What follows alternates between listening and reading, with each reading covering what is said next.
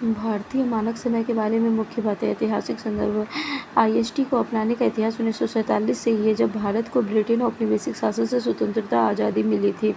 स्वतंत्रता से पहले भारतीय मानक समय आईएसटी नामक एकल समय मानक का पालन करता था, जो इलाहाबाद के स्थानीय मध्य सत्र समय पर आधारित था। हालांकि स्वतंत्रता के बाद भारत सरकार ने पूरे देश के लिए एक ही समय क्षेत्र स्थापित करने का निर्णय किया, जिससे वर्तमान भारतीय मानक समय की शुरुआत हुई। समय ऑफसेट। भारतीय मानक समय आईएसटी को 82 डिग्री 5 मिनट पूर्वी देशांतर के समय के रूप में लिया जाता है, जो प्रयागराज के पूर्व में गुजरता है। इसका अर्थ है कि आईएसटी जीएमटी से 5 घंटा 30 मिनट आगे है।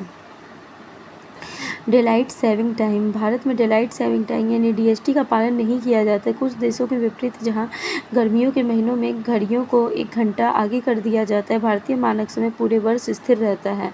समय क्षेत्र सीमाएं। भारतीय मानक समय का पालन पूरे भारतीय उपमहाद्वीप में किया जाता है, जिसमें 28 राज्य और 8 केंद्र शासित प्रदेश शामिल हैं। इनमें नई दिल्ली, मुंबई, कोलकाता, चेन्नई और बेंगलोर जैसे प्रमुख शहर भी शामिल हैं। अंतर्राष्ट्रीय तिथि रेखा। The international date line.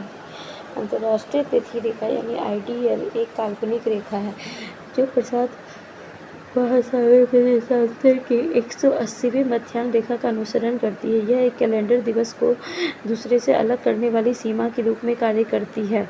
जब आप आईडीएल को पश्चिम से पूर्व की ओर पार करते हैं तो आप एक दिन आगे बढ़ जाते हैं, और जब आप इसे पूर्व से पश्चिम की ओर पार करते हैं तो आप एक दिन पीछे चले जाते हैं। आईडीएल की स्थापना विश्व भर के समय में समय पालन को मानकीकृत करने के लिए की गई थी। यह बिल्कुल सीधी रेखा नहीं है, क्योंकि यह राजनीतिक सीमाओं को समायोजित करने और कुछ क्षेत्रों को अलग अलग पंचांग कैलेंडर दिनों में विभाजित होने से रोकने के लिए टेढ़ी मेढ़ी है। यह रेखा प्रायः प्रशांत महासागर के बीच से होकर गुजरती है, लेकिन विशिष्ट समय क्षेत्र के भीतर कुछ द्वीपों को शामिल करने के लिए बंकित हो जाती है। पृथ्वी की गतियाँ यानी मोशंस ऑफ द अर्थ। पृथ्वी 2 प्राथमिक गतियाँ निष्पादित करती: घूर्णन और परिक्रमण।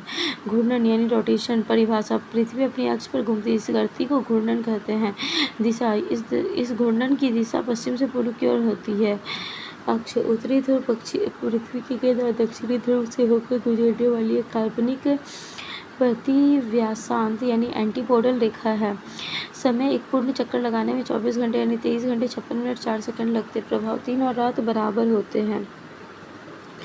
दिन और रात का कारण बनता है प्रकाश वृत्त पृथ्वी पर दिन और रात को विभाजित करता है।